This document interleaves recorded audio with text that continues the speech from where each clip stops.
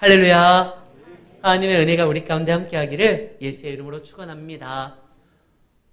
지금 바로가 애굽 사람들이 기뻐하기 시작합니다. 처음에 총리 요셉이 울므로 인하여 그들은 불안함에 휩싸였지만 그 울었던 이유가 다름이 아닌 그의 형제들과 연합하기 위한 감격의 눈물이라는 것을 알게 되었고, 그들은 안도의 한숨을 쉴 뿐만 아니라 오히려 기뻐하게 되었습니다. 16절에 보면 요셉의 형들이 왔다는 소문을 바로의 궁에서 들리매 바로와 그의 신하들이 기뻐하고. 왜 기뻐할까요? 요셉의 형들이 왔다는 걸 바로와 그의 신하들이, 그의 백성들이 왜 기뻐할까요? 예전에 권력을 잡게 되는 왕에게 가장 경계했던 것 중에 하나가 외척이었습니다.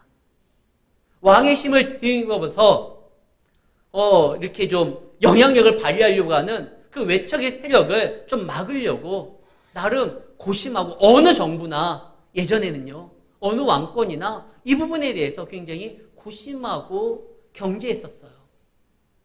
지금 요셉이 혼자 어떠한 일들을 감당할 때 애굽에서 그의 권위와 그의 어떠한 영향력을 무시할 수 있는 사람들이 없어요. 그런데 그의 형제들이 왔다는 거예요. 야, 그러지 않아도 요셉 하나 버거운데 그의 형제들까지 와가지고 이 권력을 나눠 가지면 우리는 뭐가 될까? 이렇게 고민할 수도 있잖아요. 근데 아무도 그런 생각 안 해요.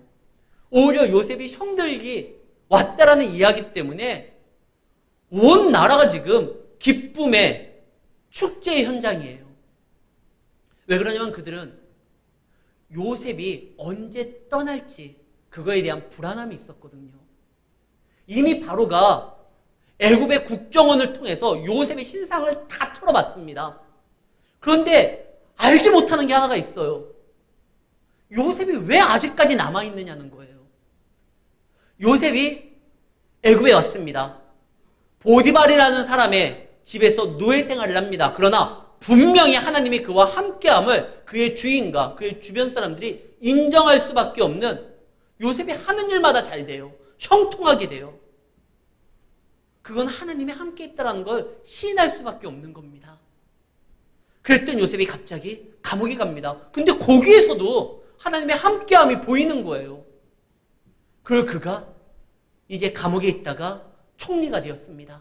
총리가 되고서부터의 일들은 바로가 잘 알지만 그 전의 일들은 잘 몰라서 정보기관을 통해서 알아봤는데, 야, 요셉 얘 알면 알수록 참 진국이구나. 정말 괜찮은 사람이구나. 근데 이 요셉을 보유했다라는 요셉 보유국으로 지금 애굽은요 잘 되고 있거든요. 다른 나라는 다 기근으로 어려운데 요셉이 그의 지혜를 통하여 하나님의 뜻을 깨달아 알고 거기에 대한 대응을 해서 애굽은 양식이 있어요. 그래서 애굽은 걱정할 게 없어요. 오죽하면 바로가 자기의 모든 문제를 요셉에게 정권을 줍니다. 양식이 없어가지고 사람들이 찾아갈 때 바로가 뭐라고 하죠? 요셉에게 가라. 총리한테 가라. 그러면 그가 너희들에게 어떻게 할지 알려줄 것이다. 다시 말해서 자기의 모든 권한을 요셉에게 줬어요. 그만큼 믿을 수 있는 친구예요. 그런데 그 요셉의 가문에 대해서 알아보니까 요셉이 어떻게 여기에 오게 됐는지는 잘 알지는 못하지만 적어도 요셉의 가문에는 하나님의 약속이 있다는 거예요. 그는 그냥 형편없는 가정에서 어찌하다 보니까 고아가 돼가지고 노예로 팔린 것이 아니라 그의 아버지는 족장이에요. 보통 족장이 아니라 이스라엘이라는 이름을 가진, 하나님과 겨루어 승리했다라는 승리자의 이름을 가진 자예요. 그리고 그 주변에 다른 나라 왕들이 야곱과 그 아버지와 서로 언약을 맺으려고 줄을 섰다는 거예요. 그리고 그의 할아버지는 이삭이고 그의 증조부는 아브라함인데 놀라운 일들을 감당한 거예요. 근데 요셉이 정말 대단한 사람인 줄 알고 일도 잘한다는 건 아는데 왜 아직까지 여기 남아있지? 요셉이 이제 노예에서도 풀려났고 죄인의 신분에서도 풀려났는데 왜 아직까지 우리와 함께 있지?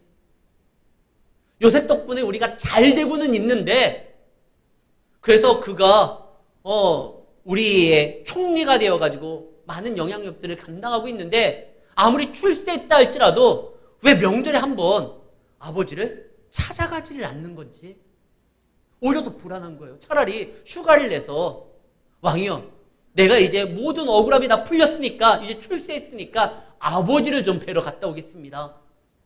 그럼 왕이 어떡하겠어요? 좋은 거 다 채워주면서 총리요, 다녀오시오, 꼭 와야 됩니다, 뭐 이랬을 텐데, 아니 아버지를 찾지를 않아요. 아버지에 대한 서운함이 있느냐? 뭐 그런 것도 아닌 것 같아요. 그 주변 사람들을 보니까 요셉이 막 기도할 때 아버지를 위해서 기도하는 내용도 들렸을 거고, 분명히 아버지를 사랑하는데 왜 안 가지? 이러다가 결정적인 순간에 우리 뒤통수 치고 사표 던지고 떠나는 거 아니야? 불안한 거예요. 이 요셉을 잃게 되면 우리는 큰일 난다고 생각을 합니다. 다른 나라와 애굽의 차이가 뭐냐? 요셉이 있느냐 없느냐예요. 요셉이 없는 나라는 이 가뭄을 해결하지 못해서 허덕이고 있고, 요셉을 보유한 애굽은 양식이 아직도 차고 넘칩니다. 이 요셉 떠나면 안 되는데, 그런 상황에서 요셉의 형들이 왔다는 거예요.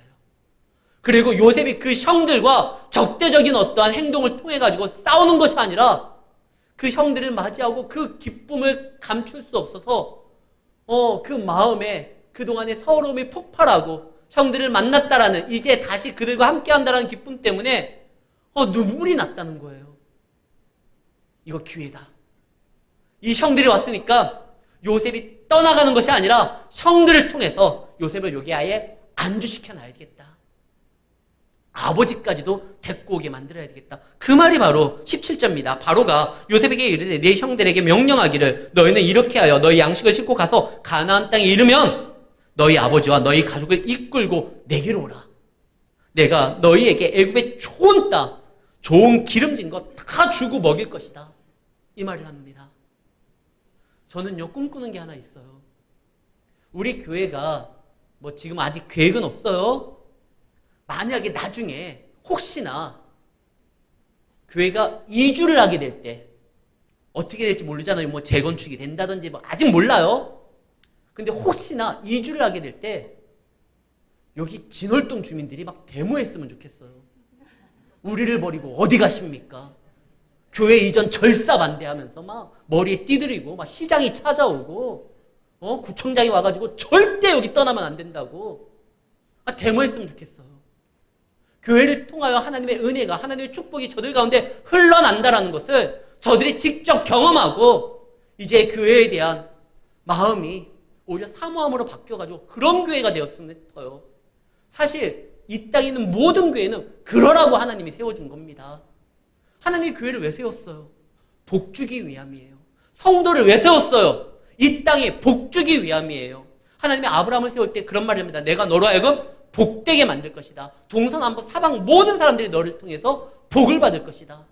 하나님이 우리를 세우시고 우리를 교회 가운데 모으신 건 세상에 복 주기 위함입니다. 교회가 병들면 세상도 영향을 받아요. 소돔과 고모라가 멸망을 합니다. 근데 거기에 누가 있었죠? 롯이 있었어요. 롯의 신앙 상태가 그 소돔과 고모라에게도 영향을 줍니다. 원래 거기가 나쁜 지역이에요. 하나님을 모르는 악한 지역이에요. 그러나 롯이 가서 제대로 신앙생활을 했으면 그를 통하여 하나님의 말씀을 청종하는 자들이 생겼고 하나님의 약속을 바라보는 자들이 생겼을 텐데 아무도 그러지 못해요. 왜? 롯 자체가 문제가 있으니까요. 오죽하면 하나님이 천사를 보내요. 여기가 심판당하니까 빨리 나아가라. 말씀을 전해주고 피할 길을 열어주고 있는데도 롯이 어떻게 했죠? 머뭇거렸어요. 자기가 그동안 소돔에게 쌓았던 많은 것들, 애착을 가져갔던 것들, 그걸 뒤로하고 떠나는 것이 이 롯은요 불편했어요. 그래서 자꾸 머뭇머뭇거리니까 오죽하면 천사가 손을 그냥 잡아 당겨가잖아요. 롯의 신앙 상태가 그 정도니까 그의 믿음이, 그의 신앙이 영향을 주지를 못한 겁니다. 소돔에. 한 사람의 제대로 된 신앙생활 하는 사람만 있어도 그 때문에 주변이 살 수가 있어요. 사도 바울은 복음을 들고 나아갑니다.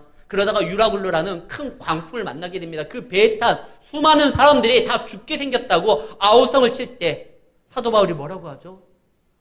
내가 아직 하나님의 사역을 감당할 것이 남았으니 하나님이 나를 지킬 뿐만 아니라 나와 함께하는 자들을 보여준다고 했습니다. 안심하십시오. 사도 바울 때문에 광풍을 만나 어쩔 줄 몰라 하는 그 배에 있는 모든 사람들이 살게 됩니다. 교회가 바르게 세워지고 살아간다고 하면요, 이 땅에는 복을 받게 되어 있습니다. 적어도요, 다른 나라는 몰라도 대한민국은 여기에 대해서 확신을 가져야 되는 거 아닙니까?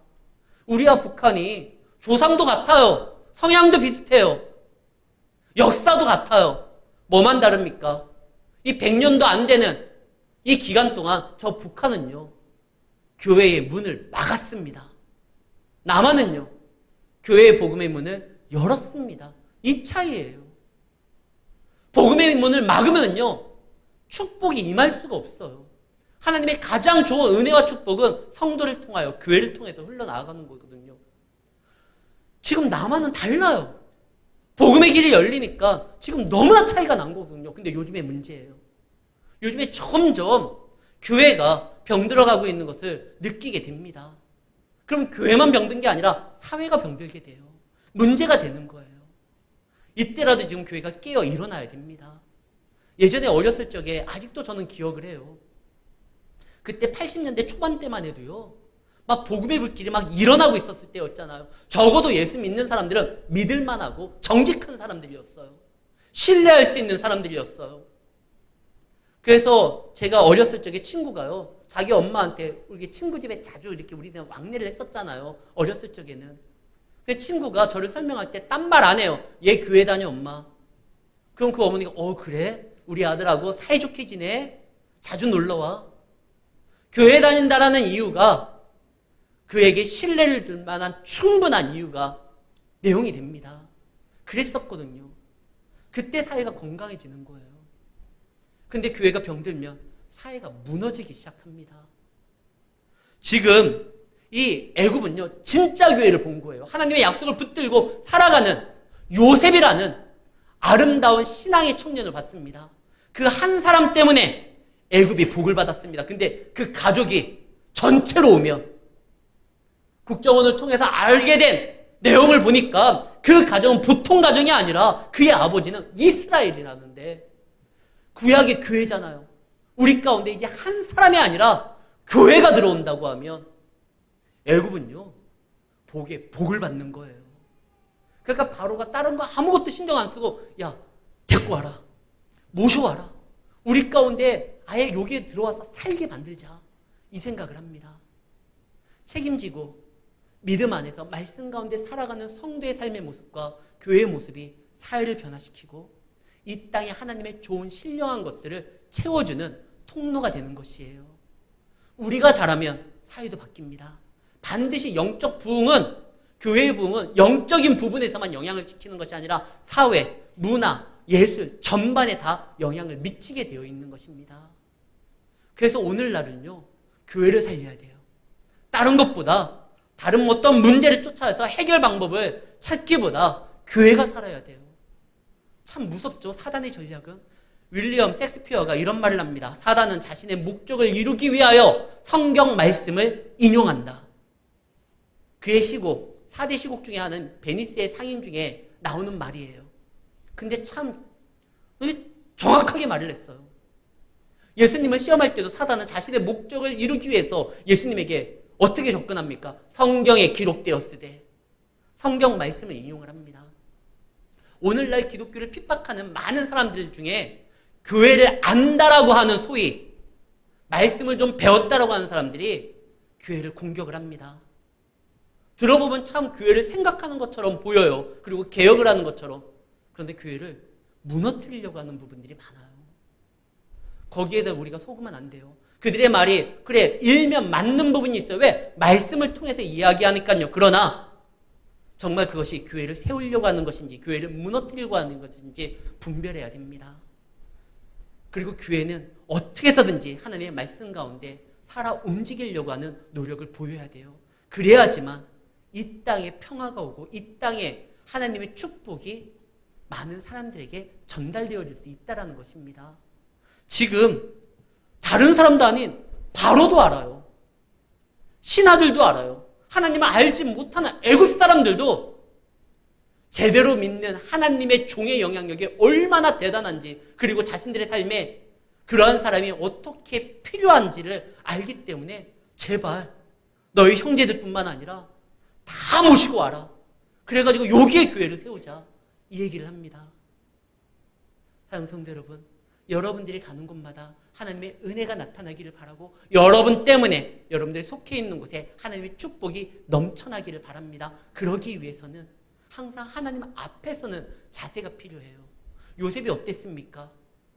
보디발의 아내가 자기와 함께, 아무도 보는 사람이 없으니까 자기와 함께 있자 했을 때 요셉이 했던 말이 그겁니다. 내가 주인가? 하나님 앞에 범죄할 수 없습니다. 그는 항상 하나님 앞에 쓰는 자세로서 행동을 한 거예요. 혹시 그것이 손해가 된다 할지라도, 그것 때문에 감옥에 간다 할지라도 하나님께서는요, 그 모든 하나님을 위하여 했었던 그 손해를요, 나몰라라 하지 않고 더 좋은 놀라운 역사로 채워줍니다. 감옥에 갔기 때문에 총리가 되잖아요. 우리가 하나님 안에서 책임 있게 행동하면 반드시 그에 따른 하나님의 축복이 임하게 됩니다. 제가 당근을 해서 안 먹어요. 그런데 당근은 해요. 중고 거래 사이트 있잖아요. 제가 그 당근을 하는데 지난달에 지금 제 방에 소파가 바뀌어 있습니다. 당근 거래를 통해서 소파를 이렇게 새로 구입하게 됐어요. 너무나 싼 가격에 내놨어요. 10만 원이에요. 이건 꼭 사야 되겠다 싶어가지고 당근 거래를 했습니다. 근데 그분이, 그걸 판매하시는 분이 이사를 주일날 하는 거예요. 그러니까 세상 사람들 표현으로 일요일날 하니까 짐을 이삿짐 센터에서 내려줄 수 있으니까 그날 가져가라고. 그래서 제가 뭐라고 했냐면, 저는 교회 다니는 사람입니다. 예수 믿는 사람입니다. 그날 교회에 출석해야 되기 때문에 그날 말고 그럼 토요일날 가겠습니다. 그래서 토요일날 갔어요. 우리 집사님의 화물차와 우리 교육자들이 다 같이 가가지고 그 소파를 날랐어요. 날르고 얼마나 뿌듯하던지. 좋아요. 여러분들 궁금하시면 제 방에 오세요. 이 리클라이너가 돼요. 근데 너무 좋아서 제가 그 다음부터 당근을 안 해요. 이제 제가 필요한 것을 얻었으니까. 그리고 지난 목요일날, 이제 한 달이 지났거든요. 목요일날 이제 당근을 딱 했는데 그분이 저에게 메시지를 보냈더라고요. 사진을 찍어서. 뭔 사진이냐? 우리가 소파를 나를 때 이 전문가들이 아니니까 기둥에 이렇게 쿵 찧었나 봐요. 그 기둥이 약간 파손된 거를 찍고, 속상합니다. 소파를 가져가시려면 조심하셨어야죠. 아직 집이 팔리지 않았는데 왜 싸게 내놨냐면, 이사를 하려고 집을 정리하느라고 싸게 내놓은 거예요. 근데 아직 집이 팔리지 않았는데 사러 오는 사람들에게 보여줘야 되는데 이렇게 기둥에 상처를 내고 가면 어떻게 합니까? 그렇게 썼던 게 한 달 전에 썼던 거예요. 내가 몰랐어요. 그동안 못 봤어요. 그리고 목요일날 봤습니다. 어떻게 했을까요? 한 달 지났으니까 그냥 무시하자. 이렇게 생각하면 안 돼요. 저는 교회 다니는 사람이라고 이미 그와 그 전에 채팅을 했으니까요. 죄송합니다. 그동안 문자 확인을 못했습니다. 이제야 확인하고 문자를 드립니다. 속상하셨을 텐데 송구합니다. 그래서 뭐 변상을 원하면 해줘야 되잖아요. 그리고 제가 얘기를 했어요. 그랬더니 바로 답장이 와요. 사실 답변이 없어서 속상하고 불쾌했습니다. 그런데 이렇게 답장을 주시니 고맙습니다. 이미 지난 일이니까 걱정하지 마시고 소파 잘 사용하세요. 이렇게 문자가 왔어요. 그래서 제가 그렇게 말씀해 주셔서 고맙습니다 하고 그 이후에 뭐 서로 감사합니다 뭐 이런 채팅을 더 했거든요. 소파는 10만 원이었는데 만약에 그걸 변상을 하려면 아마 더 들어갔을 거예요. 그래도 해야 될 거 아니에요. 내가 예수 믿는 사람인데. 그리고 분명히 우리의 실수니까요. 그런데 문제되지 않았어요.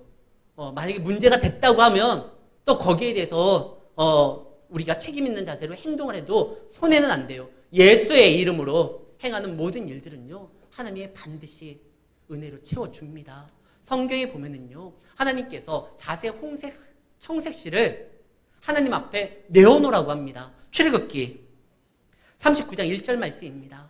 너희는 청색, 자색, 홍색실로 성소에서 섬길 때 입을 정교한 옷을 만들고 또 아론을 위하여 거룩한 옷을 만들라. 광야에 있는 사람들에게 청색, 자색, 홍색실을 내놓으라고 합니다. 그들이 이것을 어디서 구했을까요? 애굽에서 나올 때 구한 거예요. 왜? 자기들 옷을 만들려고요. 근데 이것을 하나님께서 내어놔라. 성소에서 사용되는 거룩한 옷을 만들려고 한다. 이거 내놓으면 우리는 옷은요, 어디에서 만들어 입어요? 뿐만 아니라 성막 덮개라 물개 가죽입니다. 너희들 물개 가죽 가지고 와라. 이때 물개 가죽을 어디에서 구했냐? 애굽에서 가지고 온 거예요. 신발을 만들기 위해서.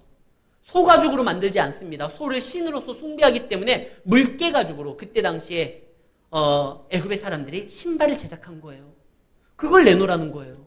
그럼 우리는 신발을 어디에서 신습니까? 근데 하나님이 내어놓으라고 할 때 그것을 우리의 삶 것을 뺏으려고 하는 게 아니에요. 더 놀라운 기적으로 우리가 상상하지 못한 은혜로 채워주기 위함입니다. 신명기 29장 5절 말씀입니다. 주께서 40년 동안 너희를 광야에서 인도하게 하셨거니와 너희 몸에 옷이 낡아지지 아니하였고 너희 발이 신이 헤어지지 아니하였으며. 그들이 하나님 앞에 내어놨었을 때 그것이 없어짐으로 인하여 그들의 삶에 무엇인가 부족함이 있는 것이 아니라 그들이 굳이 제작하지 않아도요, 신발이 해지거나 그 다음에 옷이 낡아지거나 이러지 않아요. 하나님께서 기적으로 역사해 주셨습니다. 우리 편에서는 하나님의 이런 모든 역사가 기적이지만 솔직히 하나님 입장에서는 그건 상식이고 일상이에요. 우리가 하나님 앞에 내어놓은 거 하나님이 채워줍니다. 절대 손해가 아니에요. 요셉이 바르게 신앙생활을 했어요. 그러기 위해서 얼마나 억울한 일이 많았을까요? 그러나 그 모든 억울함을 하나님께서 다 아시고 결국에 그의 눈물을 닦아주시고 그가 이제 돌아갈 교회를요, 그 앞으로 또 모아주시잖아요. 요셉이 울었을 때 너무 기뻤을 거예요. 왜? 이제 자기가 돌아갈 교회가 생겼다는 거예요. 예전에 병들었던 교회고 말씀이 선포돼도 서로 시기했던 곳이지만 이제는요, 서로 책임지려고 하고 약한 자를 보호하려고 서로 나서려고 하는, 그리고 하나님의 약속 가운데 거하려고 하는 그 형제들을 보고 이제 내 영혼을 맡길 수 있는 교회가 형성됐다는 것 때문에 기뻐서 울었어요. 하나님이 일하셨구나. 그래서 내 형제들을 만들어주셨구나. 내 인생이 하나님으로 인하여 억울한 일도 많았지만 그것을 책임 있는 자세로 감당하니까 하나님이 결국 내 삶을 채워줬구나. 야곱도 마찬가지죠. 그의 아버지 야곱도 요셉을 잃은 줄 알았지만 솔직히 야곱의 인생 중에 하나님으로 인하여 손해봤던 것 단 하나도 없었습니다.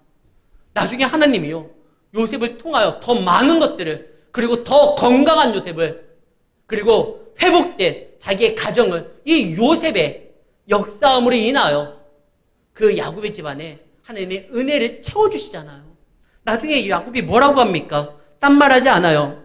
28절 이스라엘이 이르되 족하다. 그래, 하나님께서 내 것을 빼앗아가고 사라지게 만들었다고 생각을 했는데 그게 아니었구나. 이렇게 채워주시는구나. 그때 이 요셉이 한 가지 형들에게 이야기를 합니다. 형들, 왕이 이야기한 거 들었죠? 이제 빨리 가서 아버지를 모시고 오세요. 근데 그것을 누구한테 시키죠? 아버지를 모시고 오는 걸 형들한테 시켜요. 모양이 좀 날려고 하면 애굽에 대사를 보낸다거나 아니면 총리인 자기가 직접 군대를 이끌고 가나안 땅에 가가지고 아버지를 딱 모시고 오면 폰 나잖아요. 그리고 그것이 가장 이렇게 막 그림도 좋아 보여요. 근데 요셉이 그 일을 누구에게 시킵니까? 형들에게 시켜요. 이 형들 이거 부담 엄청 돼요.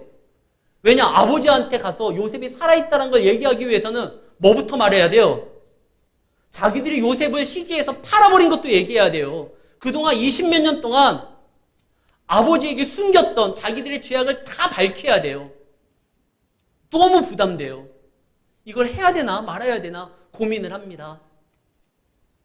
근데 요셉은요, 형들에게 정말 부담되는 만남이지만 형들이 하라고 합니다. 자기가 하지 않고. 왜?